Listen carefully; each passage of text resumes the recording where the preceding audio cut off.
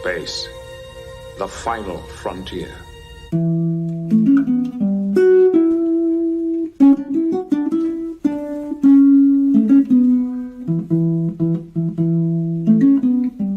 Blue skies smiling at me, nothing but blue skies do I see. Never saw the sun shining so bright, never saw things going so right. Let's see what's out there. Engage.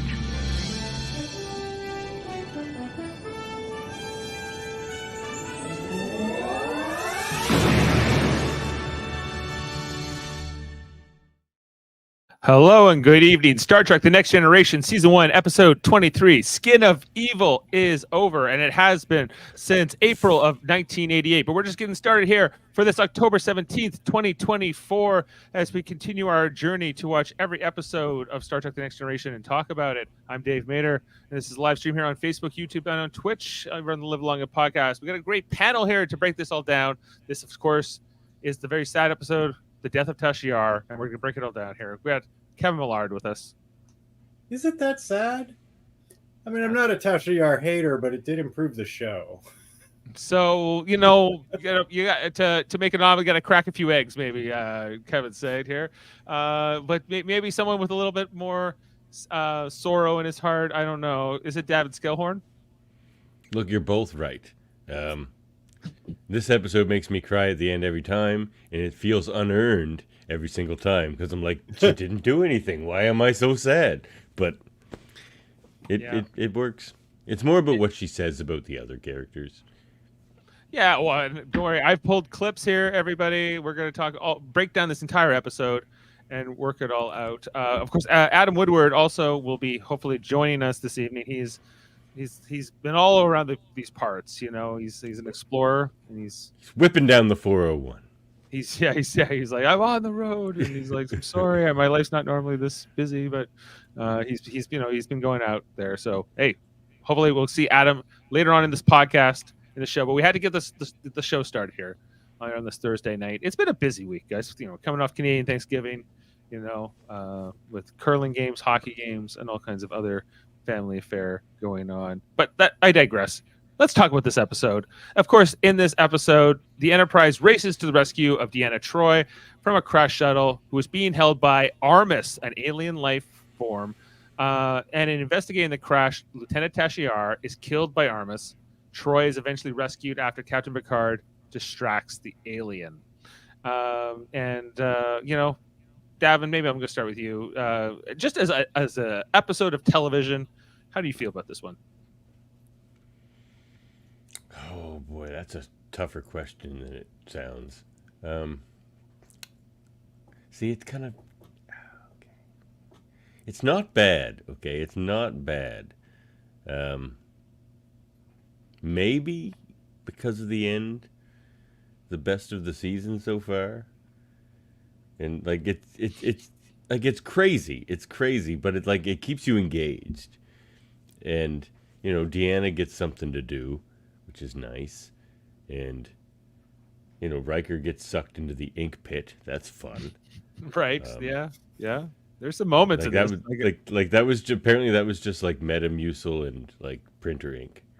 Yeah, it doesn't look fun. I would not. Yeah. Apparently, LeVar Burton said something like, "Frakes, I would never have done that. I can't believe you to do that." Like, what are you doing? I'm Kunta Kinte. I would never jump in that. I would never. Yeah, like that's toner. That is not stuff you want to put in your mouth or in your body. Seriously. On your eyes. But and now he has chronic back problems. Maybe not unrelated.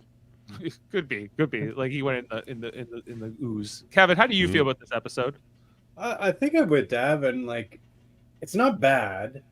I think it could be better, for sure. I love Armus as like a concept, like a purely irredeemable evil adversary to go against, and how they had to turn him on himself. Like, that's all like make him face who he was to defeat him. That's all interesting, but the episode's a little boring. Tasha's death is terrible. It's an interesting choice. The way she's killed off, how sort of random it is, how anticlimactic. Normally when a character on a television show is killed off, there's some kind of like they're doing it in like they save somebody. The death has meaning. This is a meaningless death, basically. They hang a lantern on that though.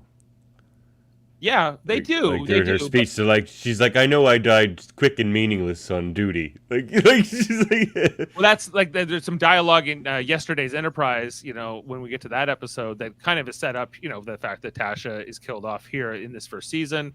There's a whole the behind the scenes of all that with Denise Crosby and why she left the show and who's all the maybe some bad feelings. Tasha dies not being very Starfleet. Like she's just charging in right away without thinking first. Like it's kind of her fault that she died. Yeah, it's also Armis's fault, and I think how do you evaluate him as a villain in this episode? And because I was really feeling this episode when I was watching it, and by the end of it, I felt like. I'm like Armis, this guy could have been brought back as a movie villain. He's kind of formidable. He has all these he could kill anyone. He can make Data fly around this phaser. He has transporter abilities. He's basically Q. But you have to go there. Yeah, he has a limited range, I guess. Not as far as he can't even for all his power. He can't get off the planet, and he needed them to. Do it right for all his power, but if he didn't have that limitation, because like you described him earlier as an alien, I don't think that's a good classification. He's not an alien. I wouldn't even go so far as to call him a life form. He's more like psychic residue. Like there is some dialogue. The dialogue of the episode does kind of support what you're suggesting, right? Whereas Data describes him as sort of like I don't know how to classify this being. Clearly, some kind of intelligence, at the very least, and malevolence, and well, what would you say, Armis? I am evil. That's right. Skin of evil, left here by a race of titans who believed if they rid themselves of me, they would free the bonds of destructiveness. I was like, okay, and the voice here, who does Mark McChesney? No, Ron Gans did the voice of this. I think that the episode holds up as sort of just a really bad entity, where Data by the end's I think you should be destroyed. It's just kind of uncharacteristic for Data. Yeah, but by the end of this episode, Tasha's dead and Data's dead, and him just messing with Geordi with the visor and some of the stuff here that that Armis does. Even Data without his emotions is no, this guy's bad news. So hey, Kitty, I was I could actually hear the purring coming through. Lulu, she's the new one. Lululemon. I hacked into your mic settings and fixed the problem. What was my problem? You had the background cancellation thing on, so every time you play a sound clip, it's chopping it up. That's what it's doing. Oh, that's what's doing it. Mm-hmm. Always turn that off. Every podcast, it always turns it back on. StreamYard, for some reason, turn it off. I've been having such problem on radio theaters with the sound effects because that was on, and I had no idea. Well, thank you, Davan. That's no problem. Quite handy. Well, guys, let's run through the episode plot-wise. There's, it's kind of not the most interesting thing. There's some weird vibes. This episode is strange in its own right, but it's also good. The Enterprise is going along here, not at warp. The nacelles were not lit up here, or freaked me out. more specifically the Broussard collectors. And I was like, I was like, thought this was a mistake when I first saw it, but then it's explained that no, that they're fixed. They're putting new dilithium crystals in. We'll get to that in a second. But here we get this opening scene here with Tasha and Worf, which I think is kind of nice, where he's like, "Oh, are you going to be in the martial arts competition?" And she says, "Yeah, I'm going against the science officer, lieutenant, whatever." And he's like, "You'll beat his ass. You'll beat his ass. No problem." Oh, you think so, Worf? It was kind of a nice scene, like where he's like, she's like, "You bet on me." He's like, "It was a sure thing." Like it's not a much of a thing here, and like there's nice kind of thing here between. Was Worf. that her best scene ever up until this point? Probably just her with Worf and showing a little. Yeah, what about the penalty box? That's amazing. Yes, well, tears are permitted in the penalty box. What is that? Security that's some of officers. Patrick Stewart's best work. Exactly. Yeah. Oh, geez. Then we get a distress call here. We find out that Tasha, or it's Counselor Troy, is at this conference or something. The old went to a conference in a shuttle, and of course, she crashed on the way back to the ship. So they get a distress call. It's audio only, and they have to get the thing. But guess what? They have no warp core right now. So the dilithium crystals have to be put in. Now, I thought it was interesting that it's just a big piece of pink salt, but it's kind of. I think this is the first on-camera sighting of the lithium crystal that I could recall. Like, they don't show them in 4. They show them kind of through that through the chamber, I guess, but never saw one like just kind of hanging out here in in the open. So it's just on this little platform, and this Himalayan rock dilithium. It's rock dilithium. Yeah, yet another here. Chief engineer, guys, Lieutenant Commander. I don't have it. Lynch, maybe. This planned on being a gag through the entire series or something, where like every 3 episodes there'd be a new chief engineer? It's strange. There's so many. This guy sucks, by the way. He scolds the captain. They all suck. The captain's not impressed with him either. No, look at that. Yeah, and he's like, "Give me 20 minutes, Captain." He's like, "You don't have it. Let's go." And then we know that they're kind of stuck here. He's like, "Well, I can do it manually, I guess." But he says, "You fucking do it manually." I'm the chief engineer. Do it. What are you talking about? Right. Let's get going here. So that's the teaser for the episode. And of course, we see the Enterprise still not with at warp power, or got its systems up and running here. So we see this chief engineer. They try to give him a moment here where he kind of does this whole install very quickly. Just want to get really admire these dilithium crystals close up, or the pink salt, or the amethyst, or whatever. It's sort of they're going for. Kind of looks plastic. It kind of does, yeah. Anyway, so. The chief engineer is getting it going. He goes past all the safety protocols, guys. I think they try to give him sort of a big moment here where he kind of pulls this off quickly, even though he's a character we've never seen before and we'll never see again. But it's how he had to be urged to do so by the captain. Yeah, ordered angrily. Basically, berated. He's like, "No." Well, not just that. This scene here where he's like, "We have minimal warp power available," and Picard goes, "Warp 8." He goes, "Warp 8, minimal." Like, I said minimal. He's like, "I heard you, and I'm the captain, so go to hell." Picard's like, "You heard the order. Fucking do it." Yeah, I forgot that Picard. My arms were still in the chamber, Captain. I have no arms. Lynch seems more competent than Lieutenant Logan. Yeah, I think. Well, maybe that could be so. Okay, so the Enterprise is going warp 8. They get to the planet, and I don't think they can get any kind of communication going. There's some interesting readings, I think, coming from the planet that don't make a lot of sense at first. They see that the shuttle is kind of surrounded by this field. They can't beam them up. There's a lot of graphs and this kind of field thing here throughout the episode, as explained here. So they send out. We see Tasha is called to the away team by Riker. This will end up being her last hurrah as she heads down, and they beam to the planet. We see the crashed shuttle pieces, which I thought looked pretty cool here in this scene, even though the set's not great, but I think that the actual shuttle that same set that's like, yeah, it looks like the crystalline entity just showed up. Right. Like, oh, this used to be a nice planet, but it just looks like this. Right now it's got oil dumps here. So the way team comes down here, of course, consisting of Dr. Crusher, Tasha Yar, Commander Riker, and Data.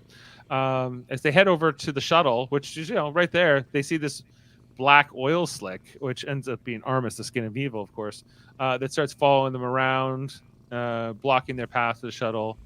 And eventually Data kind of speculates and figures out that maybe it's some form of intelligence, because there has to be some sort of purpose for it to follow where we go, or some kind of need there. And it eventually reveals itself through the voice, "Very good, Tin Man," and all that kind of stuff. We see like these close-up shots of it, like kind of talking. It's just got this kind of bubbly sort of substance to it. Like it's an interesting choice, throughout the thing of the episode. And we see that Picard hears all of this through the comm, which is kind of going along here. And so it reveals itself as as being sort of humanoid. That was some of the best Tasha security officering, though. Like they're like going to the right, and she's just like, "Oh, let's try going to the left." Right? No, that was some of her best work. You're right. It's not saying much, but of course. Wait, hold on. She did say, "Let's not go over it. Let's be safe." It's true. She was on point. Yeah. This episode. It looks like what you said. It looks like they used the Enterprise D. So yeah, it kind of looks like a smaller version of that for the shuttle. Yeah, good point. I also do like the music too in this episode. It was pointed out. Wow, there's a lot of comments going. Good. Keep an eye on that, Davan, if you could. Anyway, so Riker kind of saying like, "What do you want? We're trying to get rid of people," and he's like, "I don't care," and he's quite malevolent. So is this just garbage bags or what? Oh yeah, what do you guys think of the look here? I guess is the humanoid version. Not great for you? It's fine because he's not like a living being. He's just like residue. I like it. I think it holds up. I think it holds up pretty well too. I think that this toner was a good choice. He's just covered in the toner. Because these kind of final moments here for Tasha, as they're kind of encountering this, they don't know what to make of it, and but they're patient, of course, try to rescue Troy and the other guy, the pilot. Well, we don't know his name. They don't know his name. They don't care about him. They barely mention him, but Troy is very important. And so anyway, so Tasha decides, I'm just going past you. We have to try to save her people. And this is where he decides, Armis, that is, just to, kill her. He seems to hit her with some kind of white force here or something. That's it. Bye-bye, Tasha. Bye, Tasha. It's over. It's over instantly. That's also what's kind of sad. Is like there's no like she dies in their arms. Look at that shot. That's like a dude. Yeah. Oh yeah. That's like a stunt man. Of course they open fire with their phasers right away, but Armis apparently is all about it. They can't affect it, so they try to tent Tasha, and Armis just kind of goes back to his pit there. He's like, "Yeah, I killed him." I'm going back into my pit. He's so weird with the rising up and going back down, and like he comes halfway up and halfway down. I'm like, what does this mean? Like when you're full way up? Anyway, so Dr. We hear the ringing there, and we hear, I have to pull it here where Crusher says, "She's dead." She's dead, Jim. No mention of Jim, but they call up to we see there she looks pretty dead, and this was pretty like a big deal when they killed off the first TV main lead star like this. Like that the heroes never die, and this was like I think changed the game for this show really. And for Star Trek kind of moving forward. I think that does the show become better without her? Yes. But I think that this is but it was going to anyway, even if she had stayed. Right. Sure. And she's not like, I think that her character was well liked enough that the loss of her is significant. Of course they got to bring her back as a guest star a bunch of times as, the other Tasha and Sela and whatever. But, this is the end of a main character who was I hope they didn't bring back whoever's first day it was for that makeup on her for that. That was Michael Westmore himself. Is that meant to be a bruise or something? I don't know. Just wait it's till like you it's see Armis. It's like some Armis residue. That's Armis residue? Okay. Yeah, like in your eye. Yeah, but it's bright red. You're being taken over by Armis, you would tell us. Right? Yeah. So Picard says, beam us right up. we got to go here. And so Data has to like carry dead Tasha to sickbay. Of course, we see here Picard is going down to sickbay, and there's just kind of this moment here with Worf. You know, he's like, yeah, this is. They think they can bring her back. Nope, she's gone. The warrior is dead. She's dead, Jim. She's dead, Jim. Life is, but they have this whole scene here where they try to revive her. You know, they try to bring her back in sickbay. Dr. Crusher working along. They're hopeful. Yes, because she's a main character, you have to try harder. I guess you have to try harder. It requires. I don't know. There's like I don't know. Do they really think that this is going to work? Are they really hopeful, or is this sort of just like what for the hell of it? Because like they never tried this for that ensign or that security guard who got killed when the Klingons were there. You know, you didn't see them like, oh my god, they kept bring him back. But we do see briefly that they get Tasha basically on like sort of life support, and her body's alive, but her synaptic brain functions are dying. And so there's all these scenes, you know, the scene here where they keep trying to bring him back. They keep stimulating her. Why wouldn't they be directly to sickbay? Adam, if you're here, just join the show. And anyway. Stop it with those logical questions in season 1 of TNG, would you? There's not going to be a good answer.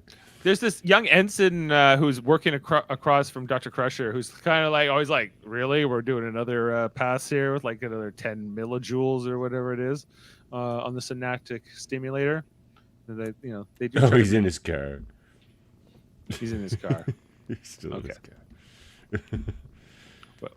car. Anyway, so I don't know. This goes on for quite a bit here, and you see the sort of all the three main commands of the ship: Picard, Riker, and Data here in sickbay. That, you know, are all here waiting to see what happens with Tasha Yar. But of course, she's declared dead, and that is the end of Tasha Yar. I love that.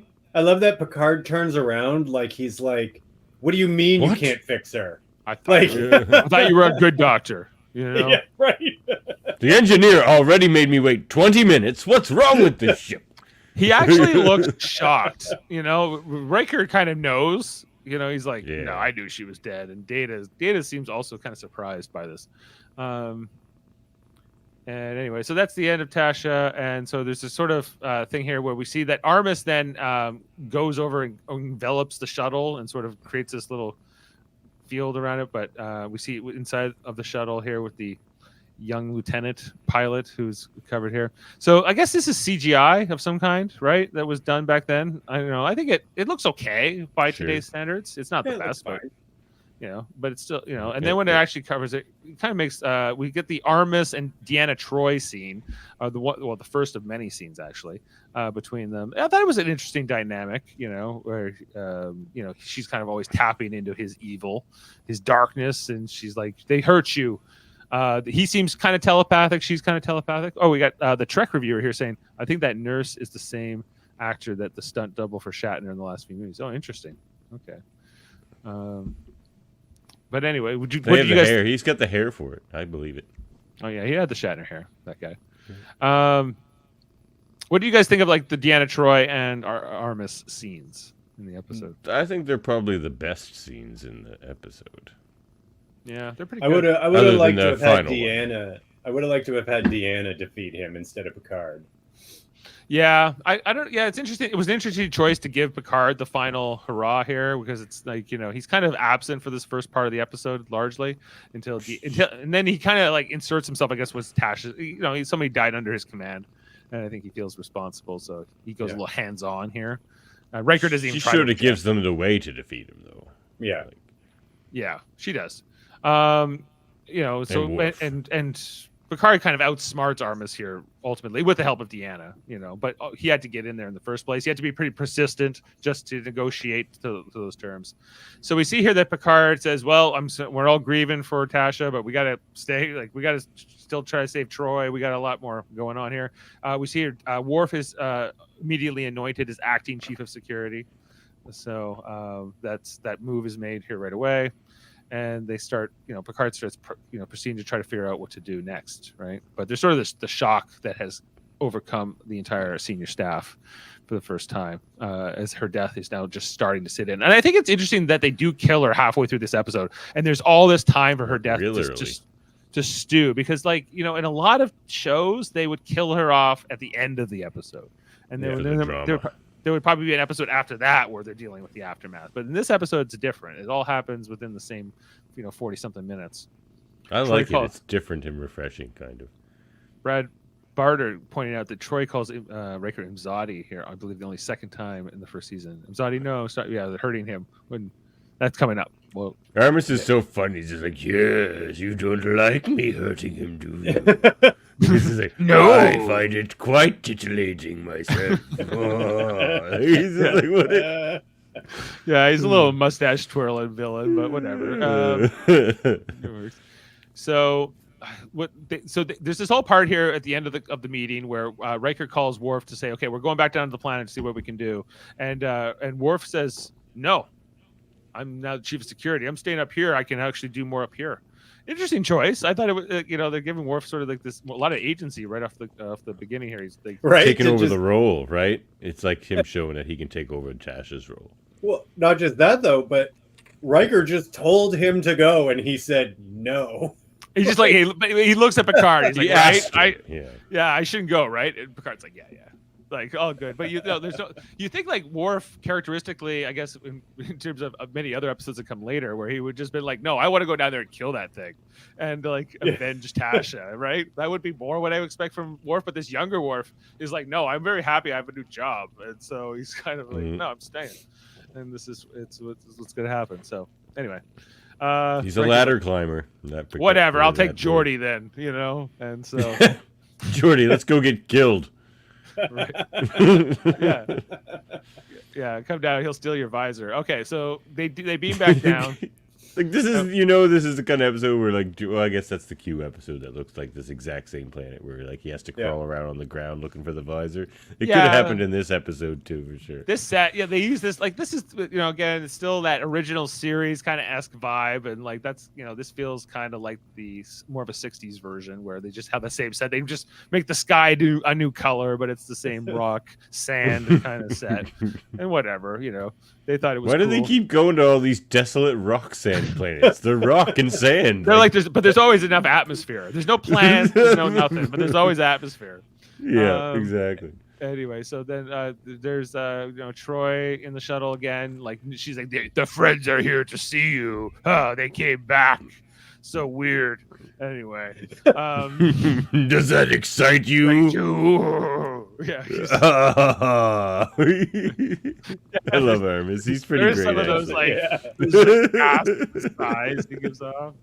And we see here Worf working with Wesley Crusher and Picard are figuring out the fluctuations in the energy field that are being done as it's kind of moving off the shuttle and around and getting angry in the different conversations with Deanna Troi that's having about where it gets from. Weaker when it's talking to her. When it's weaker, so comes out here and talking to Riker. We see here Geordi's trying to get a good look with the visor, give a scan.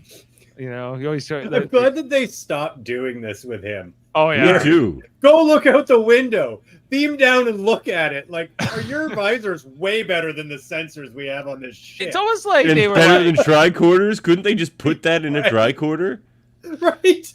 Geordi could put that in a tricorder. He has the skill to do that. Does he need to like lean down though to the look at it? Like I feel like this is. How do we know he's looking? Otherwise, we can't see his eyes. Maybe he's shifty eyes. It makes him seem human. Right, but I feel like they were like he gets the sore back like the rest of us. People keep writing in, why does that guy have that thing over his eyes? What does it mean? And they're always trying to like show him using it, like it's like this is what you would. I don't know. They should have showed what Armis looked like to his visor. It's just the same black piece of shit. Like, it makes no I wish we had like the visor camera in this episode where Picard's looking at. He's like, that just looks like a black oil thing. He's like, and Geordi reports that back. It's just some black oil thing, guys. I don't know what you're seeing. Yeah, I want to see that too. There's the pleading here by Crusher. She tries to almost go around Armis at one point and get herself killed, but she gets stopped here. But there is this point where Crusher is allowed to talk to Troy, and they have a conversation that can kind of establish that she's okay. And I think Is eventually her legs like broken or something? Like she's not moving. she's never ever said that she's hurt or No. anything, but she always is kind of on her back and she doesn't move very much. Even later on when Picard comes in. Apparently, also, she didn't check to see if that other guy is alive. Picard. They never when talk he about beats him again. Right. So like I feel like she's like got maybe a broken leg or something, but it's never like Doesn't shown. Armis say he's dead? The other guy at some point. Oh, Armis maybe. says I don't- he says like he's I don't think he knows if he's dead or not, but anyway, I really want to get to the part here where Armis takes Breaker into the pit, but I guess there was all this other conversation here where they want. I guess Armis is this where he's? Oh yeah, this is where he takes out the phasers and the tricorders away. Takes away, of course, Geordi's visor, throws it on the ground, and then Data is like, tell him, Tin Man, tell him where to go to find his visor. Do more of that Armis there, Dav. It was good. Look around on the ground. It makes me excitable.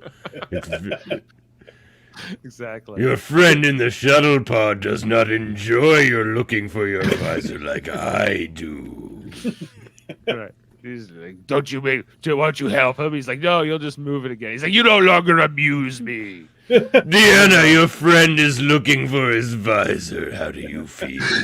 Amuse me. Yeah. Anyway, so then Armis, like you see how mad Geordi looks after he gets his visor back. I forgot he just did. I was joking. I forgot he actually had to go looking for the visor in this one. It's like every episode he's on this planet, they knock his visor off and he has to go look for it. Right, and they're just messing with him here, just to make this guy more evil. Then comes back here with Troy, and there's this whole other conversation where he gets really angry, right? With her, he eventually then goes after Riker here and pulls Riker into the pit. So this is like, I think, one of the great horror moments of all Star Trek Next Generation. It looks great. It does, where because they actually pull him into a pit of booze. The way he's like holding on, he's trying to hold on to the sand here, and he, that cry. Data, help me! Data does nothing. Data does absolutely nothing. He's like, Data, help me! Data's just like, well, I could. And then But Riker's I could like, also just look at you. Don't save me. As Riker gets pulled into the Armis here. As this, what was it? Toner and what? It was Metamucil and Metamucil and water. printer ink. Okay. Yeah. Oh God, he's definitely got all kinds of cancer from that. Like, this is not good. And he's pulled into the pit. They don't know what to do. They don't know if he's alive or not. And I think, is this where Picard decides to go down? Oh yeah, That's we see the best part. Oh yeah, when his face comes out of the like how this is where LeVar Burton said, "There's no way I would do that." Rakes, like, Are they traveling in time? That can't be him though. That's just a fake head right there. Is it not him? No, right there. Come on, he's not gonna let it get in his mouth like that, is he? No, It looks That's a fake. No, it's not him. It's a fake. Is that? It's a fake. Man, you had that at the ready. Were you? I have it on the hotkey. It's It's one of my many. one of the good ones.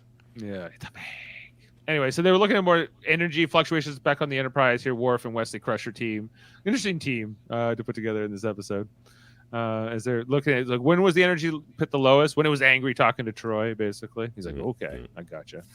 So I need to talk to Troy. Troy's the key. He's like, I can relate to Armis. He's Yeah.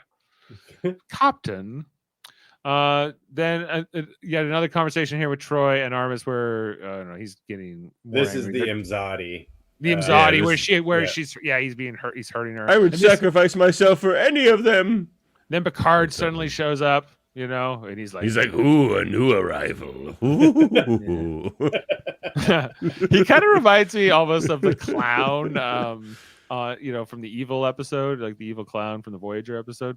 Fear. Fear, Yeah. yeah, and like that would be quite the team up if those two. Yeah, that would be an awesome team. I mean, they would just like go. Oh, maybe they. I'm evil. I'm fear. I am evil. Yeah. I don't serve evil or fear. I am fear. Oh. are you? So, Picard and Armis have this whole negotiation. Oh, but before that, Data gets controlled here by Armis, where he starts, pointing the phaser at Crusher and and Picard and Geordi and trying to get Crusher to decide who would die. Because she tries to choose herself, and I don't know. There's a lot of evil villain toying going on here. Just to kind of cement bad Armis.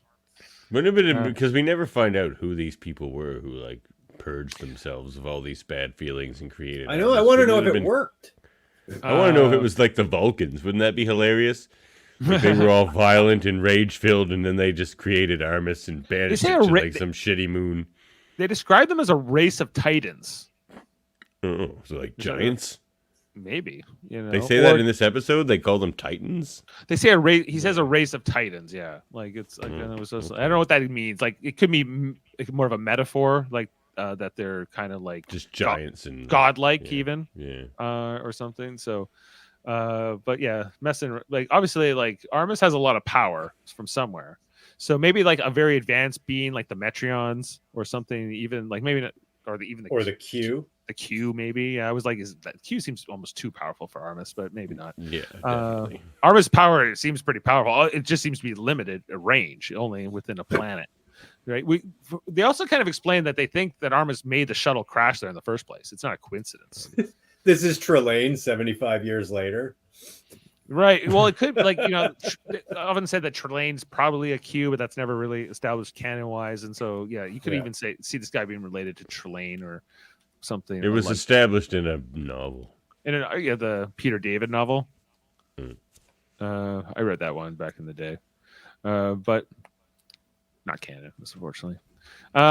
Anyway, head canon. It's fine. So Picard says, "Okay, are you gonna let me talk to my people?" He's like, "No." And he's like, he's like, "What do you want?" He's like, "Who says I want anything?" I want you to be as sad as I am because I've been sad for a very long time. So eventually Picard says, I'm leaving unless you do these. He's like, fine, here's your stupid Riker. And they just dump. Do you like him covered in Metamucil? Does it please you? It pleases me. Picard says, I want to see my people. He goes, here's one of them. Look at him. Look at him. Gross, isn't it? It amuses me. We see like Gates McFadden having to wipe this off Jonathan Frakes. Like, you just feel so bad for the actor. She's gonna have all kind of cancer for that wipe. Like, this is not good. To put in your look at it. You can still tell it's like printer ink on the smears on his face though. Like, look at it. Like, that's disgusting. Oh, he took a swim in that stuff. Clearly. Oh man, how did they talk him into it? And why did they use something so horrid? Like, certainly there could have been something better. I wonder what the process was for getting all this all off him once they got back on the ship, And how much did that much printer ink and Metamucil cost? Like, this was an immense amount of toner. I think this was a lot. A few printers worth, a few photocopiers worth. Anyway, so they beam away. Armis allows them to beam away, and then Picard stays. And he's like, "Well, what do you want to do?" He's like, "I want to leave this place." He's like, "I can get you out of it, but I have to talk to my people." And then this little negotiation goes back and forth. We see that Armis can actually transport Picard right inside of the shuttle, which was kind of handy for the episode as he just pops in here. It's like that's crazy power. That's a crazy amount of power right there. Yeah. That's not most aliens can't do that. Like, if he can do that, shouldn't he be able to leave the planet or at least go to the Enterprise? But the thing is, he's not real, so he's just this residue on this planet. Like, I have a feeling if they took him off the planet, he would just dissipate. He doesn't know that. Like, there's so much little we know about him, other than he seems to be one of a kind, right? So, and we see how Picard checks on Lieutenant whatever. He goes, Bailey. No time someone did. Bailey? Lieutenant Bailey or something. Ben Prieto. Oh, yeah, they keep calling him Ben. Yeah, that's right. Or, yeah, Lieutenant Prieto. I think they refer to him a few times. But anyway, so this is kind of where Troy explains to Picard that he was abandoned here long ago. Kind of gives him the backstory to Picard. What that he's like, the energy level's low when he's in here, and this is where Picard kind of connects the dots with what to do. So back on the Enterprise, they're waiting for that moment for the energy level to get low. Picard kind of has this plan coming in, and so they're kind of monitoring the situation. And they're saying we have to wait for the number to get to X, and then we can beam them out. So Picard is brought back outside of the shuttle by Armis, who's like just kind of like laying in the bath there. He's like kind of halfway submerged. Yeah, oddly, totally not listening to their conversation. Yeah, why wasn't he like? He's like, oh, and I will totally give you radio silence. I'll give you some privacy, though. I'm not that evil. I am. I am evil. I am a skin of evil, left here by a race of titans who believed if they rid themselves of me, they would free the bonds of destructiveness. That race of titans used to listen in on people's conversations all the time, and it disgusted me. Yeah. I said, It never. created me. Yeah. So Picard gets him angry about, all being left alone and sad. And he's like, your pity is disgusting. It disgusts me. And just Picard, and he can kill Picard at any time, but he wants Picard to take him away from All of them, though, but like that would leave him bored again and lonely. Yeah, so he's really hoping his main goal is to just keep them here as long as he can for entertainment, I think. I think he does want to leave, but he also wants, he's also to go where? To do what? I don't know. Be a bat evil. I don't think he even knows. But but they, of course, Worf and Wesley are watching this closely as this conversation kind of plays out between Armis and Picard, and I guess the moment comes here, and they beam out Troy, who does. I think she's implying here her leg is hurt. Yeah, that's got to be what's going on there. Yeah. And then we, of course, get the great Armis yell here as he's been... I'm not taking you anywhere.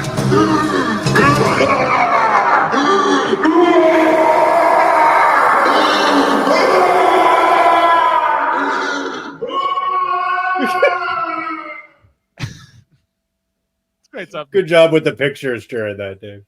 Yeah, no problem. I synced that up. Anyway, so then we see Picard firing a photon torpedo from orbit on the Enterprise, and blowing it up the shuttle so that Armis wouldn't. He's like, I don't want to let Armis put the shuttle back together and leave. I was like, I don't know if Armis had the means to do that, but who knows? Probably not. But Picard was taking no chances, and he's putting a warning buoy. But he could use it maybe to like draw other people in as well. Could you imagine though if like the skin of evil's there, right? And you come into that star system and like you get a warning.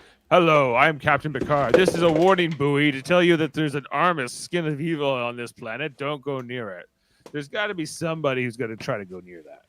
Who's just as part of this review series, you should count how many warning buoys the Enterprise D leaves out. It's been a lot of warning buoys in this first season alone. There's been a lot. I've declared this planet off limits, so that's how they. People are just gonna start being like, "What?" So like the D is the only one who gets to go anywhere because everywhere they go, they leave these buoys out. They're like, "Yeah, don't go there." Well, even when they got here, what do we know about this planet? It's like we know it exists. That's it. Yeah. I guess no one's gonna miss it. So it's whatever. And then we finally, of course, get to our funeral scene here for Tashiara on the holodeck with the Windows XP background. It did it to me again. Cried again. This was ahead of its time. Does it every time? What? Yeah. The holodeck? Well, the Windows XP of it all. Very pre-Windows XP. Yeah. I feel like they could have just gone outside instead of doing this on some kind of a soundstage. Don't they have? The ship has an arboretum and they never use it. Like, it feels like this would be maybe a place to do it, but no. Let's go to the holodeck. I guess because they need to play this holo recording here, and I think this is like I gotta tell you the scene here. It's great. It's great. Denise Crosby kills it. She does. She's like regretting leaving the show with every line here, but it also gets to like a little send off to each of the characters in this scene. It's the only reason it works. And it really works when she gets to kind of blow them up and say, "You're all the best. You're all going to be like, you're going to be amazing together." I like how often. Technically, she says Riker's the best. She does. Will Riker, you are the best. You trusted me. You encouraged me, and most of all, you made me laugh. You know, it's a really well written scene. You know, I like just on the practicality. It's like it feels like she just recorded this right. She almost knew she was going to die in this episode or on this day, and she recorded this. It seems very recent because how long she had a relationship with any of these people, but like even Wesley, for example, like less than a year. You know, like I'd say probably closer to 11 months or something like that, you know, so it's not nothing, but it feels like she recorded this like yesterday. And maybe she did, right? But how often do you record such messages? In case I die, here's my little message to all my best friends. You know, well, if you're Chief O'Brien, like every friggin' away mission. But that's only for your family, right? Yeah. And how often would you need to update that one for your family? Yeah, true. That's it. Well, then we have karaoke now. Okay, now I got to do another message. Jeez. You have to do them every so often. I don't think you can let them lapse for years, but you know, do you have to do one on every mission? I think I would. And baby Molly's 14 miles. Oh well, that was an old message. Yeah. There's nothing to indicate it. She'll always be my baby. Yeah. Yeah, so, exactly. We see here she touches on Riker. We already touched on that. Troy, of course. Deanna. Oh. You are capable of so much love. You taught me without ever having to say a word. Are you going to play it? I'm going to cry. Without losing anything. That's what gets me every time. I sent it to Adam Green, my cousin. Whoops. All right, we're getting a different Adam. Well, where's Adam Green? He just ignored us. Well, he might show up now. We'll go. Well, I hope so. See if Adam Green invite. I've never sent him a message before, so we'll see. Is he my cousin too? No, he's my dad's side of the family. Yeah. Okay, so then who she kind of goes through them all, right? Of course. Let's like. There's the one. Did you guys cry, or is it just me? Oh, I was crying. Okay. I got emotional with it. It's the Deanna one too. Like I start to sniffle a little bit, and then when she says the Deanna thing about not losing anything from being feminine, and Deanna shows a lot of emotion, and so does Will. Oh man, then it's full on crying. What she says to Worf. Ah, Worf. We are so much alike, you and I. Both warriors, orphans who found ourselves this family. I hope I met death with my eyes wide open. Pretty good stuff. You see Worf's like, yes, you like, he's like mad respect, Tasha. You know, you feel that. He's like, actually, I was looking very carefully, and that bright light that he hit you with made you close your eyes, and you died with them closed. I am ashamed of you, Tasha. I am ashamed. That's what he really wanted to say. Yeah. Well, to me, the weirdest one is Beverly. Okay. I don't really understand okay, wait, let's have a listen. Beverly, your fierce devotion comes from within. It can't be diminished. From you, I have learned to strive for excellence, no matter what the personal cost. What does she mean by that? The problem is Beverly is a nothing character at this point, and unfortunately for most of the series. So it's like she just has to make something up. And I think it's a way to sort of brush off how, like, they kind of make her over emotional in the first season. I think it's that's the fear. They have her focus on Wesley more than her job in the first season, like more on being a mom than being a character on the show. Her complaint later on, Gates McFadden, is though then after that she never gets to talk to Wesley, and every time Wesley has a problem, she just goes and talks. He goes and talks to one of the male crew members. That's true. Hey, Adam, you looking sharp and dapper. You were already going to look better than us. You didn't have to double up on it. Oh, thanks, Davan. Came to our funeral here, Tasha Yar. Yeah, is that what's happening? Oh, shit, now I feel like an asshole. I need a tie. Yeah, you gotta be all done up. Adam, thanks for joining us. Sorry, we're trying to get all the schedules to work tonight. So thanks, appreciate you coming on here and joining us. And we were just getting to the funeral scene, of course, of Tasha Yar. But since you're coming in here late, maybe we want to just touch on how you feel about the episode overall, and Armis as a villain. And there's a lot of things I guess we can ask you, but just let's maybe start there. Does Armis make you feel titillated and evil? I wanted to amuse him. Yes, it amuses me.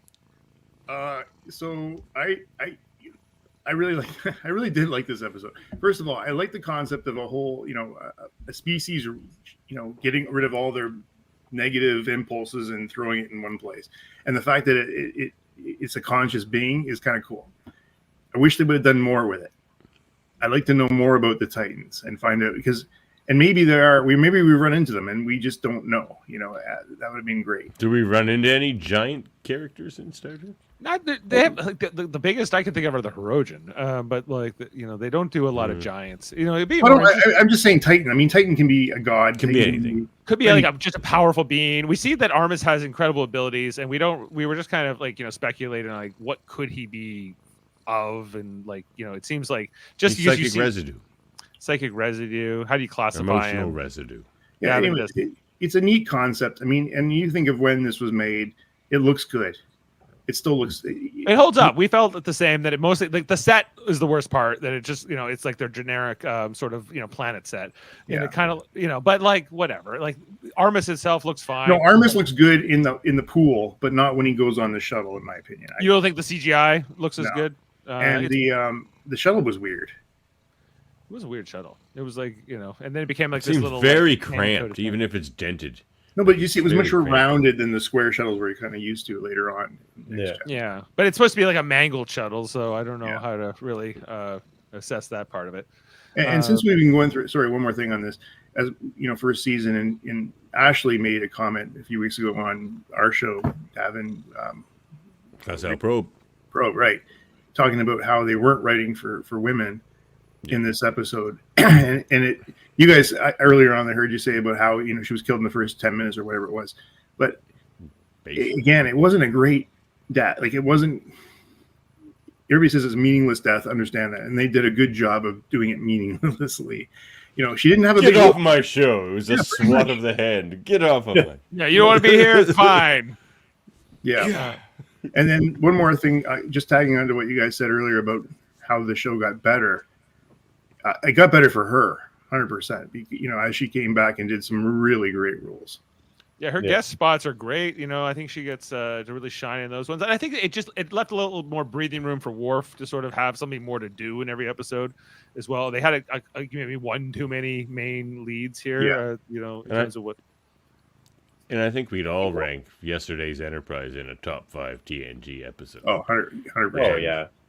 Sure. Without this, we don't get that for sure. If she stays alive, there's no yesterday's Enterprise. No, but even some of the stuff with Seelai, I really enjoyed later on too. Yeah, I did too. And her appearances. So Denise Crosby, all good. And of course, Adam, we were just talking about this funeral scene where she's touching on all the characters. We just got into Wesley Crusher. Wesley, I'm sorry I won't be able to see you grow into the exceptional man you'll become. But your kindness and innocence are ageless. Okay. Whatever. That one's. That's what the Traveler thought too. The Geordie one. The Geordie one is kind of, got me more emotional. I feel like LeVar Burton acts it pretty well. Yeah, he's a great actor. Yeah. Geordie, in those moments I felt the most despair, you took my hand and helped me to see things differently. You taught me to look beyond the moment. Question here from Brad is what would they have done if Worf if Tasha hadn't left? My answer to that would be much the same. Yeah, he was just sort of he was kind of like the communications officer, sort of, or whatever his job was before. But ops. It was kind of secondary ops or something. He was just kind of like an extra guy, So he kind of that role gets kind of condensed later on. He kind of just takes over both jobs, whatever he was doing before. They still would have used him for Klingon episodes and stuff. Like And away Redemption still teams could have and- been there. Yeah. All those episodes. You can have one on the ship and one on the planet, and there's ways to use both. But you know, I think it's not like it was totally not working in this first season. I just think it's a little easier especially when they go to that character driven format season 3 on, where you know this is a Worf episode. If they had to and now it's a Tasha episode on top of that, I think it's just maybe one too many. So anyway, so then Picard and Geordi has to emote with not being able to see his eyes too. Right. He's got a tough one here. There's He Data's crosses here, that. which Data's is kind of a little. You're you have an innocence of a child. My friend Data, you see things with the wonder of a child. And that makes you more human than any of us. It's kind of it's a little pity. It's like whatever. Good thing she didn't talk about schnogging him after the whole wonder of a child. Wouldn't have that made it more would've been personal, though, weird. Davin? What? Wouldn't have that made it more personal? Like a better connection is like they had a deeper connection than this thing which he said. Yeah, like they Yeah. like she gave Data his first kind of real taste at humanity in a way, you know. Yeah, I think that there could have been more there. The other one, You know what would have been nice, because they saved the Picard one for last because he's Captain Picard. Data should have been last. She should have done her goodbye to Picard, and then she should have been like, Data. We had this connection, that maybe would have been even more weighty. Yeah, to me, the stuff she says to Data, it's more like Data's reaction at the end is more sad, but what she says here to Data isn't necessarily. But the stuff she says to Picard, oh my, jeez! I was like, I forgot. You my daddy. Captain Jean-Luc Picard. I wish I could say you've been like a father to me. But I've never had one, so I don't know what it feels like. But if there was someone in this universe I could I choose would want to to be get like, me out of the penalty box. someone Would be- who I If would there was want ever one to get me out of the penalty to make box. proud of me, it's you. You who And- have the heart of an explorer and the soul of a poet. So I gotta say, Picard or Patrick Stewart did a great job at the end of that because he looked like he was tearing up a bit. Oh yeah, oh yeah. It's just enough. He's just like, au revoir, Natasha. You know, he just. And she's sort of echoing. It's kind of early, but I think as viewers, we eventually get to her interpretation of Picard. That's sort of how he is to the audience, to us as Picard fans. Eventually, Yeah, it works really well, and then of course it ends, and then the episode kind of ends like everyone kind of goes off here, off the Windows XP. They're moving on. Of course, Data left alone here. that is the Windows XP background cloud. So you're not wrong. Yeah, 100%.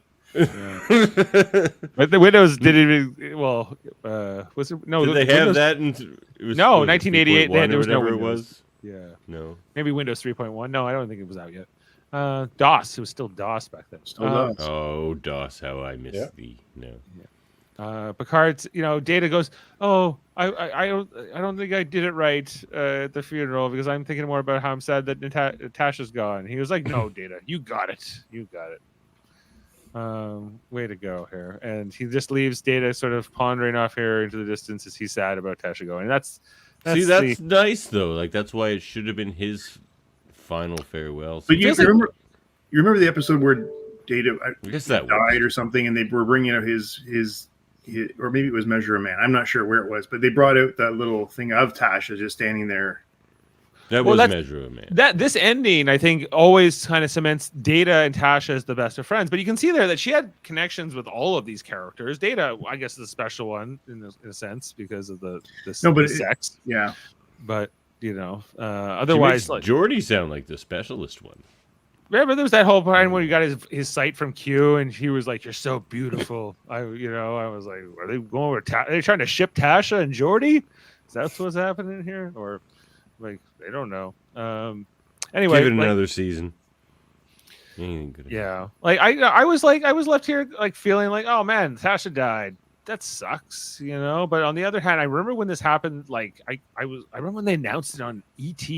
I think John Tesh broke this news that they were killing her You off. learned it from John Tesh. I think John Tesh or Mary Hart. I'm not sure who delivered the report, but it was definitely on ET. I remember finding out about this at the time. It was about 5 and going, what? Before the episode, the spoiler friggin' Like, yeah, we knew it was coming. Like it was not like you didn't know going into that viewing. Well, that ruins the episode. No, they were really trying to get people to watch. Yeah, So they were like, "We're killing people." Yeah, you over think this here. is you think this is soft? No, we're killing characters. No one's safe. This is Game of Thrones before Game of Thrones. Red Wedding, forget about it. You know, and I think the rest of the leads on the show went, oh man, they're gonna kill people off. Like if we don't. Well, because she kind of asked for it too. Let's face it. She did. No, she did. Yeah. Yeah. She did. She apparently didn't like the craft services on set. She had to steal food from Cheers and go over there. Where did everyone else eat? Well, they had apparently some catering, but it wasn't up to Denise Crosby's standards, allegedly. So it was sort of not going so well. Maybe she was vegetarian and they were having more of a deli layout, you know. I think she was also complaining to her agent, like, you know, the show's not taking me anywhere. This is not right for me. I need to go do movies. And you saw that was at there was like this documentary. I can't remember, a few years ago. I can't remember the name of it. It was on Netflix, I think. And it was all about this Paramount executive saying, like, oh, she was going to go be a movie star. Yeah, right. You know, we don't want to be buried in a pet. She was in Sleepwalkers. Cemetery. She was in stuff like I don't. There was a Pet Cemetery. I think Denise Crosby has had a good career, and obviously she came back. It wasn't like that much bad blood because she came back into guest spots. So I think she came back after Gene Roddenberry died. Yeah. But there was that whole story we told the other day about how you know, like Rick Berman just came up to her on The Last Dance and ripped her combat. He's such a turd. Nobody likes Rick Berman. He's such a turd. He's really like not friendly with some of the especially the women leads on. No, he's old school Hollywood, man. Yeah, he acts like, you know, he's very very unkind to Terry Farrell as well. Yeah. So yeah, you know, he's a turd.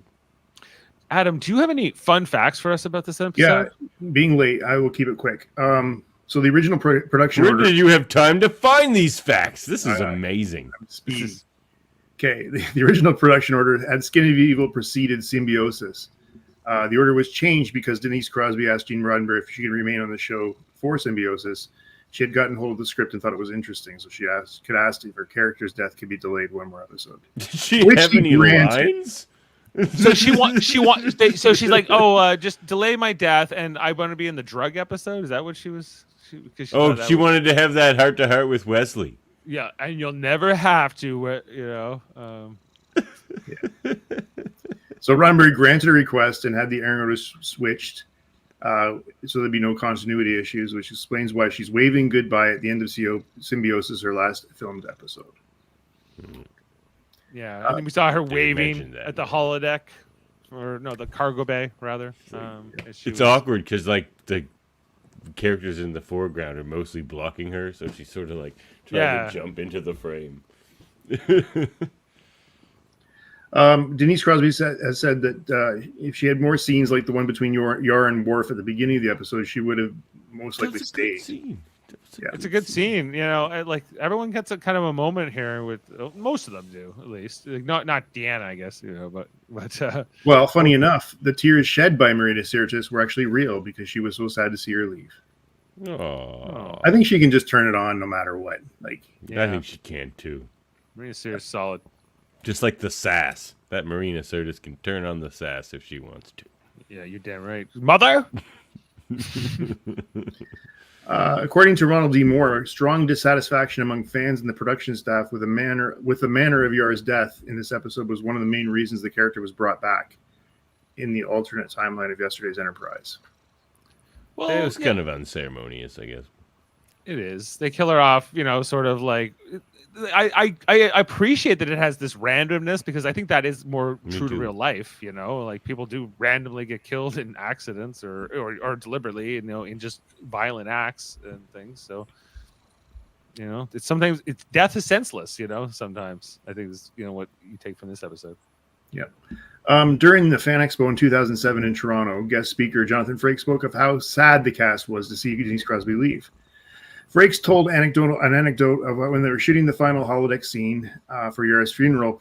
Patrick Stewart jokingly lightened the mood by singing "The Hills Are Alive" from The Sound of Music as they walked on the grassy knoll.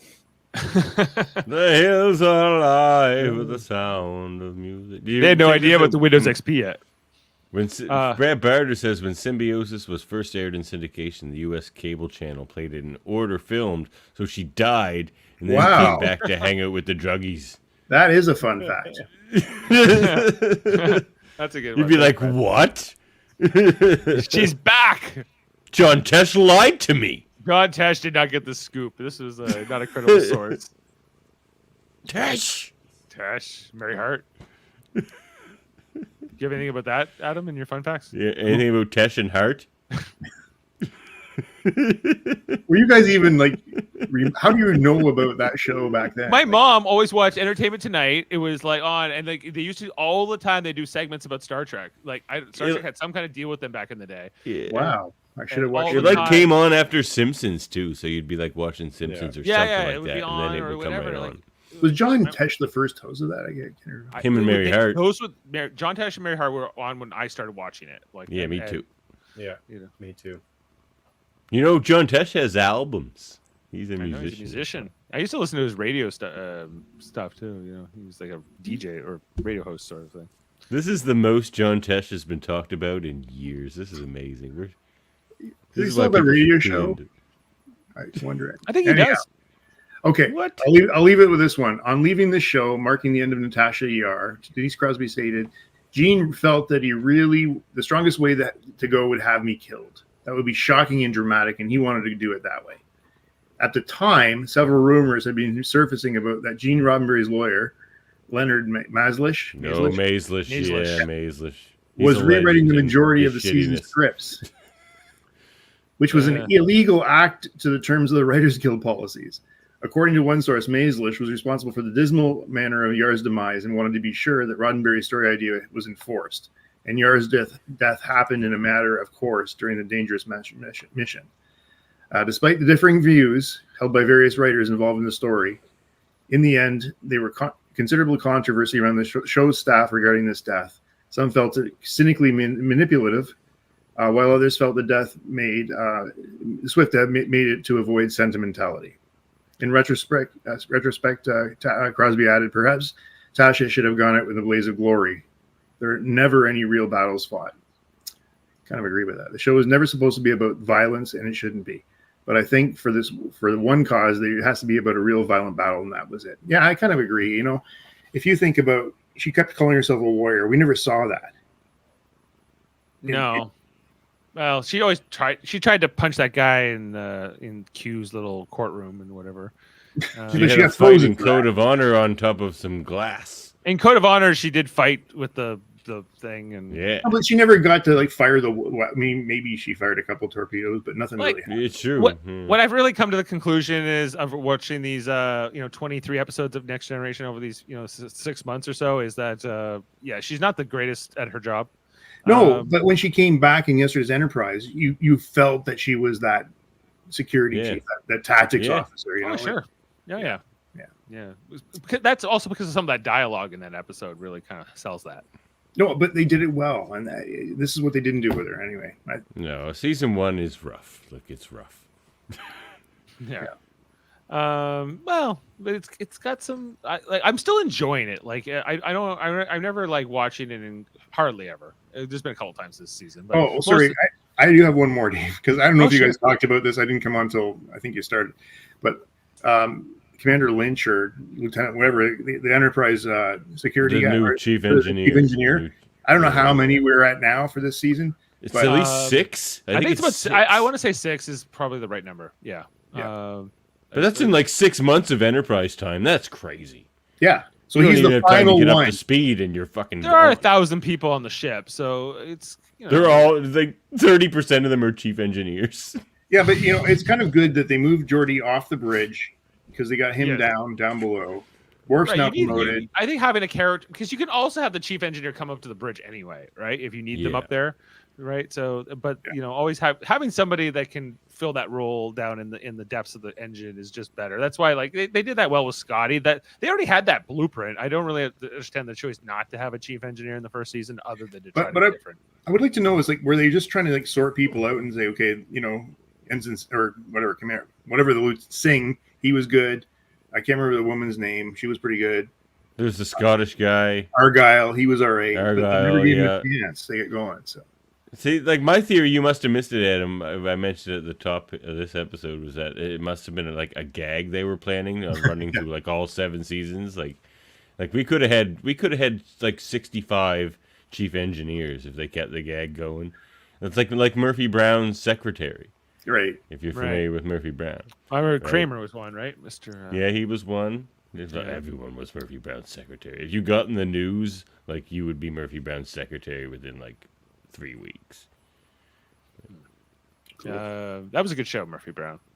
Freaking right it was. I was. We're talking way Murphy too young. Brown. We're talking Entertainment Tonight, guys. Like, this is a renaissance, right? We're Like, old. Let's face it, guys. I think we need to rate this episode. Unless there's any more fun facts, Adam. No, we're good. We're good. That's good. Okay, so let's give a rating to Skin of Evil. All right. So Oh boy. Okay. When did I give the last one? you gave a 6 last week for Symbiosis. I'm gonna go 7. If you make me cry for like the 10th time I watched it, it makes me. You get a 7 at least. Despite 7. its faults. I was tearing up here, so I feel okay. I won't go next. Kevin, you're next. I'll go an 8.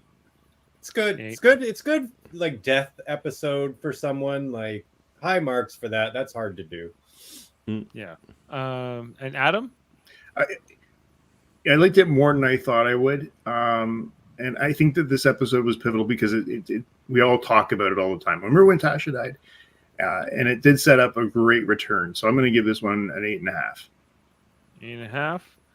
8.5. I'm with you. I think I'm also around an 8.5. I think that the episode, I think there's some episodes I like more than this, but I really enjoy this episode. I think it holds up well. And I think it's an important moment in the entire show. So it's, it at least deserves that, if not more. I guess I would want, I don't know if I'd make any changes to it. Maybe it's a 9. I'm going 9. I think that- no, think about no. Think about how much better this would have been in like season 5 TNG when like the characters are better, Are more fleshed out. The writing's writers are better. Kevin the said sets too. are I think it was better. Kevin. Everything's better.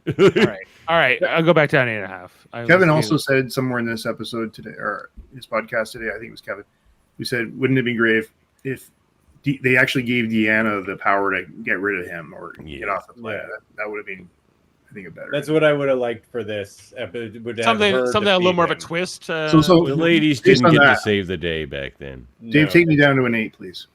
It's going on, Yeah. guys. Okay, so we're averaging 7.9 now. In terms of IMDb, this has only a 6.8, so this is kind of a low IMDb considering that this is such a significant episode. So there must be a lot of people that don't like it as well. Well, I think a lot of people probably have a slight against it because of the death of Tasha, regardless of the episode. Not that it's like this super Yeah, but great episode. Tasha was never. Sorry, I don't want to extend this episode more than we have to, but she was never a major character. She wasn't like he could have been a great character, but she wasn't. No, She's if not if IMDb rankings had come out in 1989, it probably would have got like a 9 or something. But like this is people watching it, after. Like if the you fact. killed off any of these characters at this point in the show, maybe except for Data and there might be a few exceptions, but if you killed off Geordi at this stage, I don't think you would go. He was, what a great character they killed off because not enough had happened yet with this character. No. Yeah. So I think like Tasha, I think would have went on to have if she had been a series regular, she would have got her own episodes. I'm sure some of them would have been good. We probably miss her a lot. Well, all her appearances after this are great. Hmm? Yeah, it's just like the fact that she dies here in season 1. She doesn't even die in a finale or anything. It's just kind of 1 week done, and then you're not. Well, like around the finale of TNG season 1 is the biggest like misfire in like the history of television. I It's like that You have episode. conspiracy. You do. Well, they should have As ended a with season finale. They Like, should have it's- ended. They it's should have awful. ended with conspiracy. But if that episode had come maybe 2 before, I would be fine with it. I think episodically in reruns it works fine. Oh, I would normally like an episode like that, but I find all 3 of those people so Yes. annoying. Exactly. Even It's just we need a low mileage pit whoopee. I that wrote my guy's the Wall Street worst. Journal. Where's my lawyer? It's just like 80s American television. Everybody either has to be a fucking cowboy or a banker, and like that. Or a mom, I guess. I like that Or episode. a mom. I I like really episode like 2. that episode. I like Oh, episode 2. guys. Thank you, Adam. Like but Right. anyway, guys, This before is we the get- panel for that episode, then, so we can fight about it. Before we Me get to and that Kevin will- episode, next up, guys, we're going to be doing. We'll always have Paris. Episode 24. Looking to do that on Sunday, as I'm trying to get to the end of season 1 before we start Lower Decks, which is starting next Thursday, week tonight. So we will be doing. So if you're watching Lower Decks season 5, we're going to be covering every episode every week, starting next week. That's why. And TNG will be going on hiatus as we kind of get through. We'll always have Paris, then Conspiracy, and the Neutral Zone. So I'm going to have to try to figure that out before a week from now. I got only one Save more. the neutral zone for the next season, as it should have been. It's the premiere of season 2. Yeah, Well, maybe that's an exactly. idea. Can rewrite it. I like it. Yeah. Yeah. We'll make it better. We'll We'll make it might be better. necessity in doing so, but at this rate, as I feel like I'm running out of Just nights. make But- it season 2, episode 0. Yeah, exactly. There you go. It might be the ranking I give it. How fitting. Anyway, so look out for that. And we're also on Mondays. We have the Orville, not Star Trek, but it's the Orville. It's kind of so that we've been off for 2 weeks, but we'll be back on Monday, I believe. Right, Jody? He's probably listening somewhere. Right? I thought there was a baby. It's the cat. The cat. Meow. She talks What a else lot. in the what's going on in the science division? Well, nothing on the docket really, but we're planning some themed months coming up. So sometime, probably next month, we'll have an Enterprise themed Deep Space or Debate 9. We'll have an Enterprise themed Trouble with Trivia, and we'll have an Enterprise themed Class L Probe. It'll all be very exciting. And look out for a new Star Trek Radio Theater coming up soon. We got Heather Narduzzi helping run some of our shows, so we're brainstorming what the next one will be. We're even talking Enterprise potentially. So look out. And- You can't do that without visual. Then whoever's playing Archer has to be standing. Can Yeah, I play Malcolm? Well, Because talk to I'm the Heather. only one who He- likes him. Heather's gonna have to work out the cast now. Is it Minefield? Can it be Minefield? Oh boy. I Please be Minefield. I suggested It should season be 1 Minefield. episode. Oh, the one where they're shuttle pod 1 where they're stuck at the shuttle and they're drunk on bourbon. But that's like a two-man play. Yeah, it might be too Yeah. small of a cast I actually. like her bum. Let's do Minefield. Minefield was the one they hated. They gave it a 0. Adam's only Oh 0 yes, this month. he knows. It's a great episode. I could play Malcolm and talk about my uncle. That was like the one podcast. It'd I be missed, great. and I Okay, regret but it you now. have to pee in your suit, Davan. I'll do it. If we could change the ending and rewrite it where he's actually left behind, that'd be awesome. Well, Yeah, whatever maybe we feel. can do that.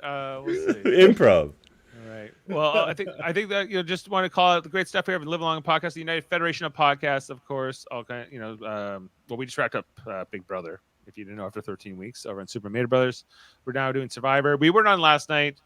It all kind of fell apart, but Jeff and I were out. So look out. We'll be back on next Wednesday. Talk about the next installment of Survivor. And X-Men going strong over an X-rated. Yeah. Genosha. Never forget. Never forget. There was a lot of death. Yep. Spoiler. Still doing X-Men Evolution, episode 4, coming up on Monday. Excellent. There's trivial debates, I think, coming up too, right? Soon. Yeah, we just did one of the Halloween editions, and we have another one coming up on the 27th, I believe. Coming up soon. Yeah. Well, look Hosted out by for all that. Mortis Media. I shall be competing. I will take home the trophy. Don't even worry. Do we have a trophy? We're gonna get one. Let's It might get be one. hard to get around. We'll figure something out there. We'll brainstorm that. It's like the Stanley Cup. Yeah, everyone gets to take it to their hometown once or whatever. It's nice. You get one day with it. You just Wrestling gotta belts. stay with it. Well, everybody, I think we'll close the book here tonight on the Skin of Evil and the death of Teshiar. And when we move on to, we'll always have Paris on Sunday. Look out for that next podcast. And we'll leave you with a couple clips here. I thought good, some good stuff here with with Tasha, and we'll see you next time here. Don't you can hold off on the salute. You'll know when. Death is that state in which one exists only in the memory of others, which is why it is not an end. No goodbyes. Just good memories. Hailing frequencies closed, sir. Au revoir, Hunter. The gathering is concluded. Beam up some Star Trek content with Live Long and Podcast. Tune in to X-Rated, the X-Men animated review show. Artistic interviews with graphic histories. A roundtable movie discussion with Hey, did you see this one? And movie reviews with Hold Up, a movie podcast. And while you're at it, spin a few records with Eamon on Track. Watch us duke it out on trivial debates. And let's chat about TV with the Super Mater Brothers. It's all here on the United Federation of Podcasts.